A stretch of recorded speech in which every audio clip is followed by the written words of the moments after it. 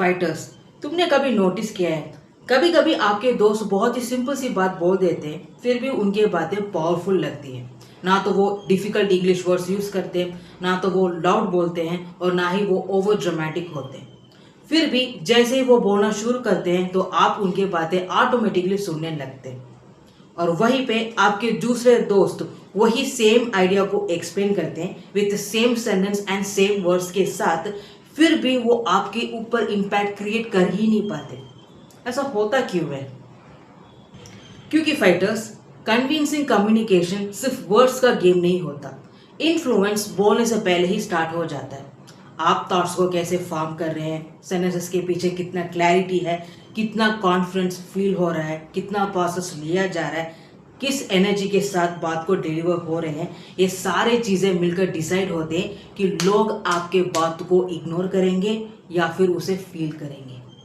और इसी के वजह से ही जब भी आपके दोस्त एक सेंटेंस भी बोलते हैं ना, तो वो सीधा आकर आपके दिमाग में बैठ जाता है।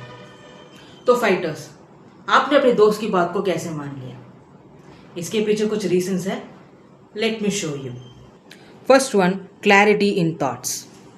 आपके दोस्त के थॉट्स में क्लैरिटी थी। उनके माइंड में सिर्फ एक ही आइडिया चल रहा था, जिसके वजह से उनके सेंटेंसेस क्लियर एंड डायरेक्ट थे और आप भी उनको ईजिली फॉलो करने लगे थे। वो अपने स्पीचेस में कोई भी न्यू वर्ड सर्च नहीं कर रहे थे, वो क्लियर थे कि उन्हें कौन सा पॉइंट आगे बोलना है। अगर इसे मैं सिंपल वे में बोलूँ ना, तो उनकी थिंकिंग क्लियर थी, उनका स्पीच सिंपल था और आपको भी उनकी बातें समझ आ गई। Second one, com delivery. आपके दोस्त ने अपनी स्पीच को रश अप नहीं किया। उन्होंने हर सेंटेंस में पॉज लिया। पॉज इसलिए ताकि उन्हें थोड़ा टाइम मिल जाए आगे सोचने का, एंड आपको भी टाइम मिल जाए उनके मैसेज को ऑब्जर्व करने का। जब डिलीवरी में कामनेस होती है तो ट्रस्ट बिल्ड होता है। Third one, supportive body language. जब आपके दोस्त आपसे बातें कर रहे थे तो उनका बॉडी पोस्चर स्टडी था, उनके गेस्चर्स नेचुरल थे एंड आई कांटेक्ट रिलैक्स था। आई एम श्योर ये सारी चीज़ें आपने नोट किया होगा, आपने ध्यान दिया, इसीलिए आपने उनके बातों को जेन्युइन इंटरेस्ट के साथ लिसन किया। Fourth one, relatable examples. आपके दोस्त ने अपने स्पीचेस में रिलेटेबल एग्जाम्पल्स यूज किया होगा, ऐसा इंसिडेंट शेयर किया होगा जिसे आप दोनों ने ही एक्सपीरियंस किया हो। Fifth one, voice variation. आपके दोस्त ने फ्लैट या मोनोटोन में बात की नहीं होगी, उन्होंने वॉइस वेरिएशन यूज किया होगा, जिसके वजह से उनका रिदम नेचुरल था और आप भी उनके रिदम में एंगेज हो गए।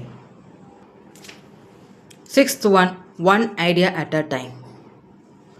आपके दोस्त के माइंड में एक ही आइडिया था, उन्होंने मल्टीपल पॉइंट्स एक ही सेंटेंसेस में यूज नहीं किया।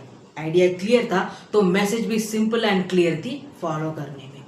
मोस्ट इंपॉर्टेंट बात फाइटर्स ये है कि उन्होंने आपको इम्प्रेस करने की कोशिश नहीं की, उन्होंने बस अपने आइडियाज़ को आपसे एक्सप्रेस किया। उन्होंने ये भी दिखाने की कोशिश नहीं की कि वो आपसे भी ज़्यादा नॉलेजेबल है। उनका एम सिर्फ आपको समझाना था और यही से ही कम्युनिकेशन का जो क्वालिटी है वो इंटेंशन के साथ चेंज हो जाता है।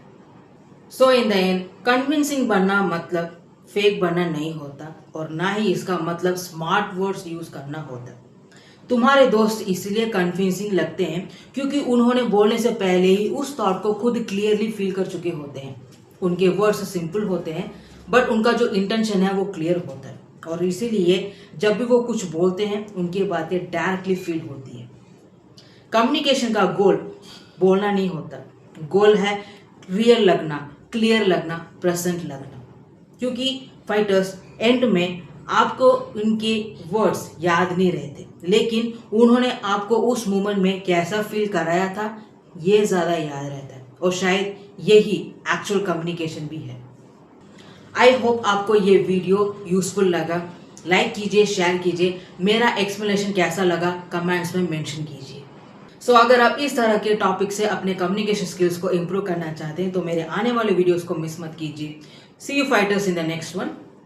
बाय।